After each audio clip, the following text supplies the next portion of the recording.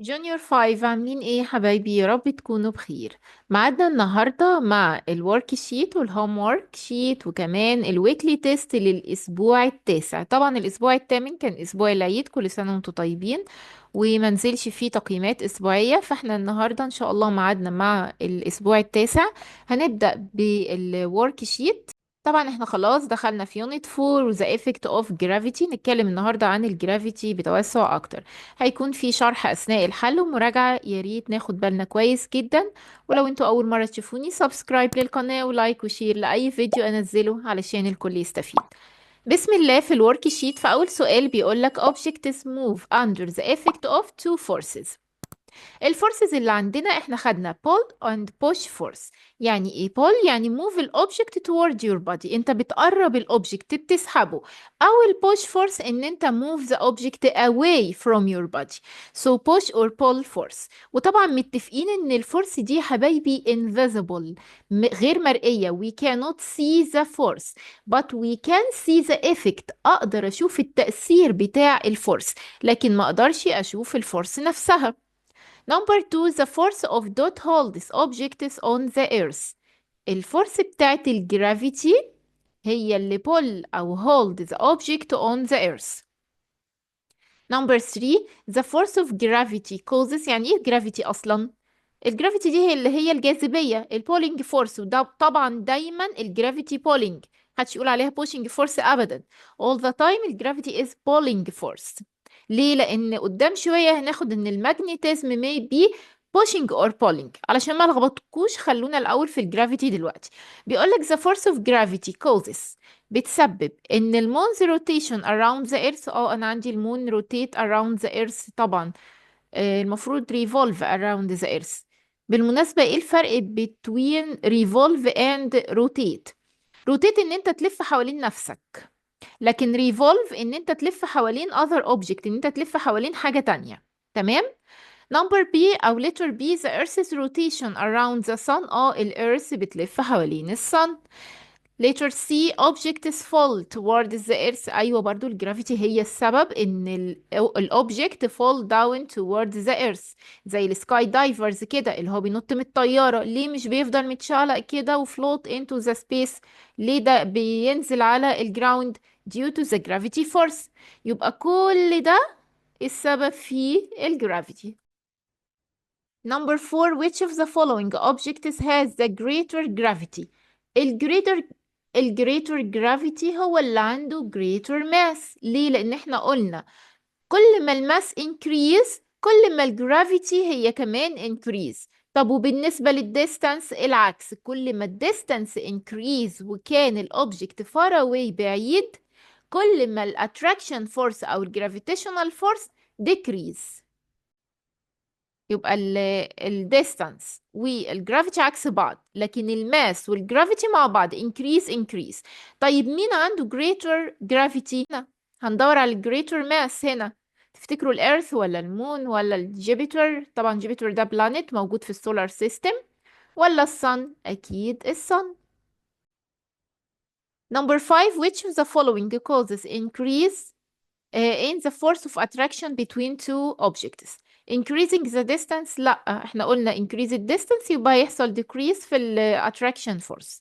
increase their mass، كل ما الماس increase gravitational او attraction force increase. تقدر تقول عليها gravitational او attraction.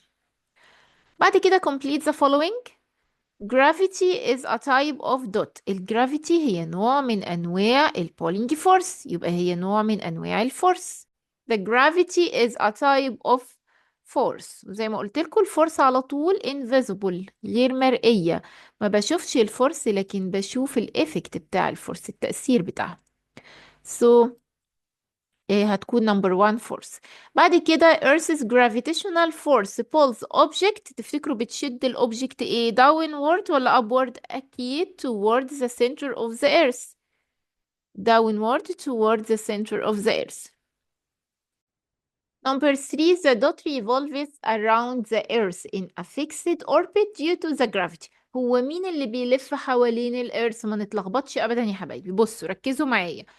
الصن موجودة في the center of the solar system، وكل ال 8 planets revolve around the sun بما فيهم طبعا مين؟ الإيرث. وبعد كده المون هو اللي revolve around the earth. so number 3 هتكون moon أو revolves around the earth in a fixed orbit due to the gravity. يعني ايه fixed orbit؟ يعني fixed path، مسار محدد، مدار محدد، لا بيبعد ولا بيقرب. ليه؟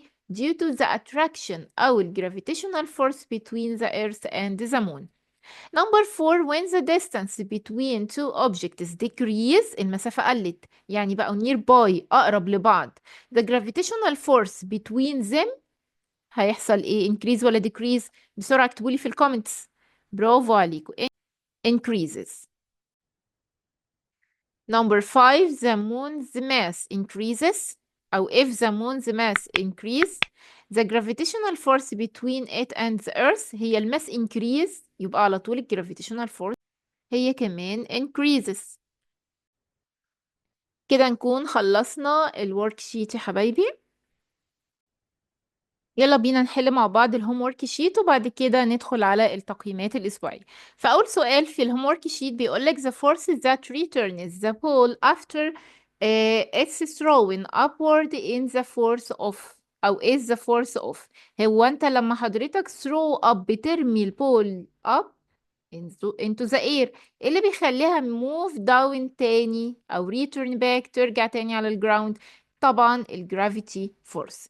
Number 2 the distance between the earth and the moon increases، لو حصل والمسافة زادت ما بين الأرث والمون، يعني المون بقى far away بعيد أو أبعد عن الأرث، the force of attraction تفتكروا increase ولا decrease؟ أكيد طبعا decrease. قلنا distance وال gravitational force أو ال attraction force عكس بعض، واحدة increase وواحدة decrease.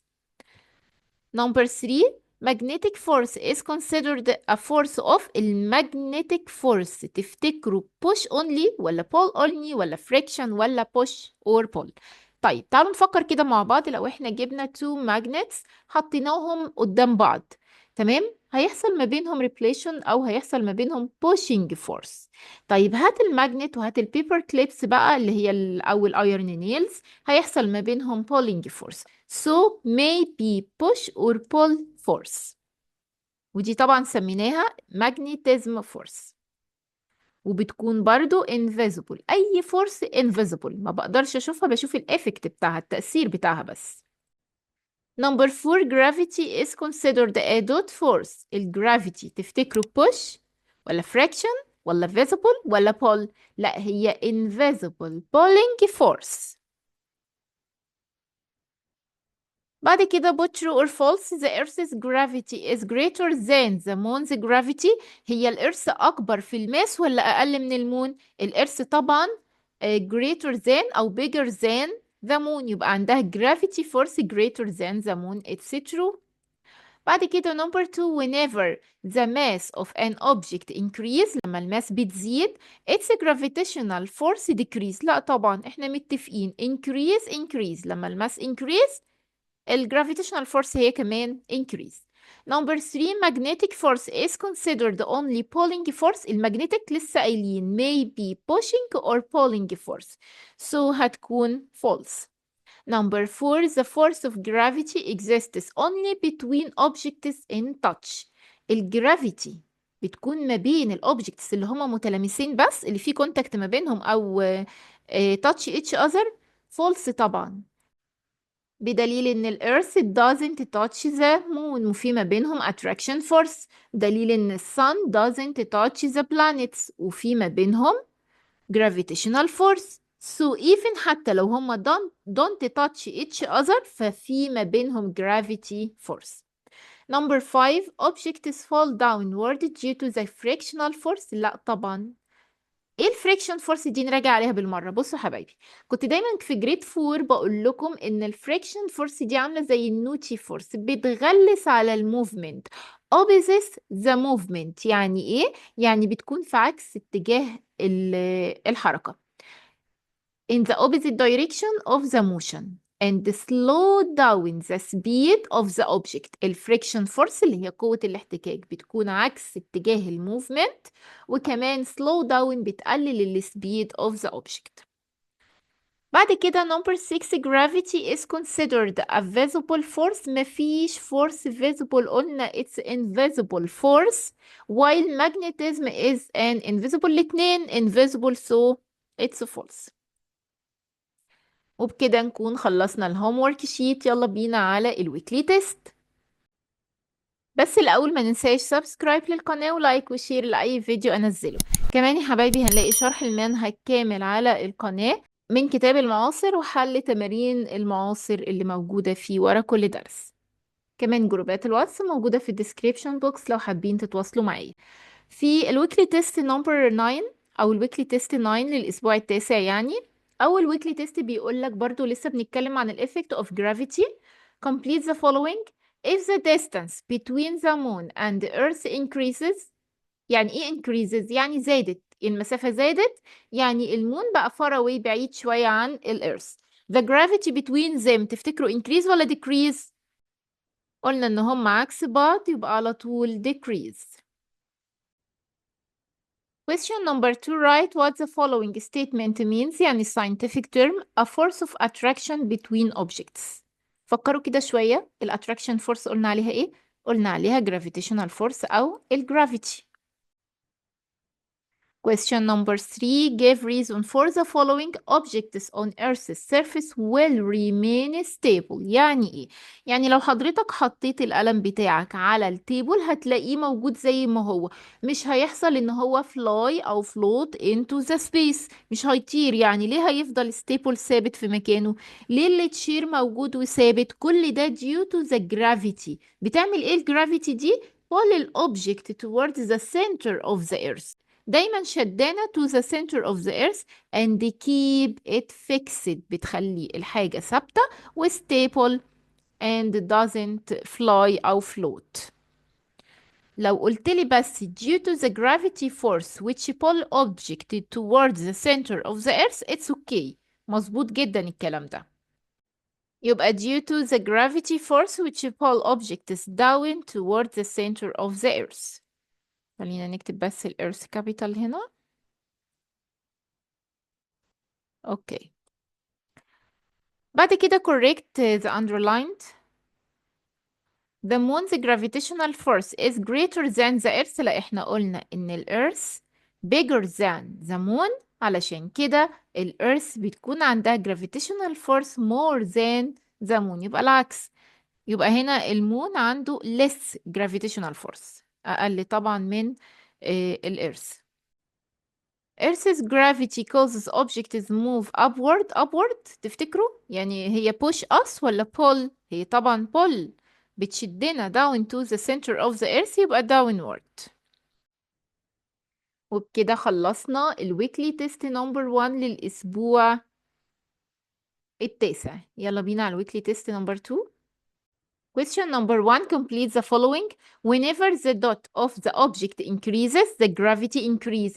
متفقين لما الماس increase الجرافيتي هي كمان increase. الاتنين زي بعض increase. لكن الديستانس تاني بكررها عكس بعض increase decrease أو العكس. Question number 2. Write what the following statement means. A force of attraction between objects برضو الجرافيتي. يعني الكونسبت كله قايم على الجرافيتي حبايبي، فهمناها خلاص، يبقى الكونسبت أسهل ما يكون. So it's a gravity. Attraction force, pulling force, gravitational force، كل دي الجرافيتي اللي هي pull الأوبجكت. Question number 3. Give reason for. The moon revolves around the earth in fixed orbits. ليه المون على طول في fixed orbit وبيلف حوالين الارث؟ ليه؟ علشان في attraction force يا حبايبي ما بين المون وكمان الارث. تيجي نشوفها في كتاب المعاصر.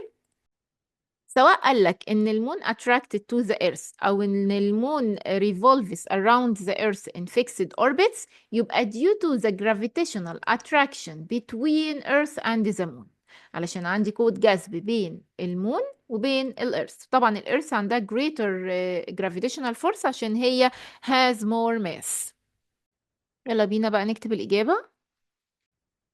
يبقى due to the gravitational attraction force between Earth and the moon. وطبعا الإيرث هي اللي بتشد المون toward it. يعني عايزين نكمل الإجابة ونكتب and the earth pulls the moon toward it because it has bigger mass. It's okay. بعد كده question number 4 correct the underlined. When an object falls from high place it moves upward. لسه قايلين moves downward.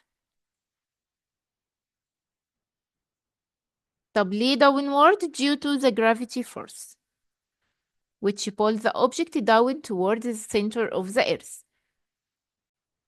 بعد كده when the distance between two objects increase، لما الديستانس بتزيد تفتكروا على طول الجرافيتيشنال فورس او الاتراكشن فورس بيحصل ايه؟ برافو عليكم decreases. تمام يا حبايبي، يلا بينا بقى على الويكلي تيست الاخير. وفي اول سؤال برضو مكملين مع الافكت اوف جرافيتي، تأثير الجرافيتي. Question number 1 complete the following. The force of gravity between two objects decreases as the dot between them increase. كل ما distance increase كل ما gravitational force decrease. Question number 2 write what the following statement means. A force of attraction between object. برضو الجرافيتي، شايفين أهمية الجرافيتي مكررها في كل الويكلي تيست. Give reason for the moon's gravity is less than the earth's gravity. ليه؟ لأن طبعا المون has less mass than the earth، أو الأرث عندها bigger mass هيها. يبقى because the moon has less mass than the earth. Question number 4 correct the underline. The effect of gravity increases whenever an object is raised above Earth's surface. بيقولك هنا ال effect of gravity، تأثير الجرافيتي بيزيد whenever an object، لما ال object is raised above، يعني لما بيرتفع بيكون far away بعيد عن ال Earth's surface، ولا بيكون near the Earth's surface؟ أكيد near the Earth's surface، أو closer to the Earth's surface، أقرب للإيرث surface. آخر سؤال، وما ننساش نشترك في القناة ونفعل الجرس ونشير الفيديو لكل زمايلنا. Waterfalls flow from the top of a river to the bottom due to the، تفتكروا waterfalls أو أي object fall down ليه؟ due to the gravity اللي بول الأوبجكت down to the center of the earth. كده نكون خلصنا يا حبايبي، بالتوفيق يا رب. Thank you primary 5.